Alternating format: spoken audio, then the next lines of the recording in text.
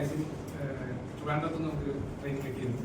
ഈ KSR Roots അങ്ങനത്തെ കാര്യങ്ങളൊന്നും അതിൻ്റെ അകത്ത് ഡിസ്കഷൻ പോയിട്ടില്ല. നമ്മൾ ആവശ്യപ്പെട്ട അതേ രീതിയിൽ തന്നെ കാര്യങ്ങളുടെ കുറെ കൂടി മെച്ചപ്പെട്ട രീതിയിൽ കിട്ടിയിട്ടുണ്ട്. സാർ ഇൻകം ടാക്സിന്റെ കുറച്ച് കാര്യങ്ങൾ അതായത് സ്പെഷ്യൽ ക്ലാസ് പോലെയാണ് തോന്നിയത്.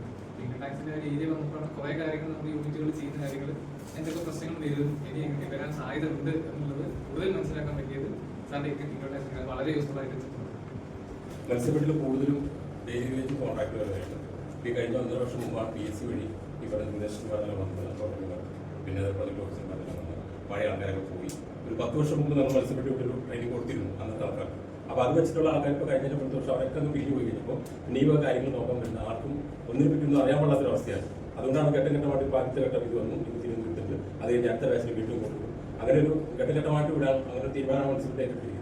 ഇവിടെ വന്നപ്പോൾ ഞാൻ ഈ പറഞ്ഞ രീതിയിൽ കാര്യത്തിൽ കൊല്ലമായെങ്കിലും ഞാനിത് ആദ്യമായിട്ടാണ് ട്രെയിനിങ്ങിൽ.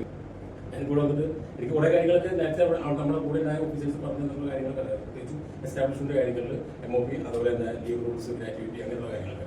അത് ഇവിടെ വന്നിട്ട് ഇപ്പോൾ പുതിയ ക്ലാസ് അറ്റൻഡ് ചെയ്ത് കഴിഞ്ഞപ്പോൾ കുറച്ചുകൂടി നല്ല മെച്ചപ്പെട്ട രീതിയിൽ ഒന്നും കൂടി ധൈര്യമായിട്ട് കാര്യങ്ങൾ വേറെ ആരും ചോദിക്കാതെ ചെയ്യാനുള്ളൊരു ധൈര്യം നമുക്ക് കിട്ടിയെന്നുള്ളതാണ് ഏറ്റവും വലിയ സത്യം. പിന്നെ എല്ലാം കൊണ്ട് നല്ല ഫുഡും കാര്യങ്ങളൊക്കെ ആയിരുന്നു, നല്ല അന്തരീക്ഷമായിരുന്നു. എല്ലാ ടീച്ചേഴ്സും നല്ല രീതിയിൽ ക്ലാസ് എടുത്തിട്ടുണ്ട്. മത്സ്യബന്ധനത്തിന്റെ പേരിലും എൻ്റെ പേരിലും ഞാൻ നന്ദി അറിയിക്കുന്നു.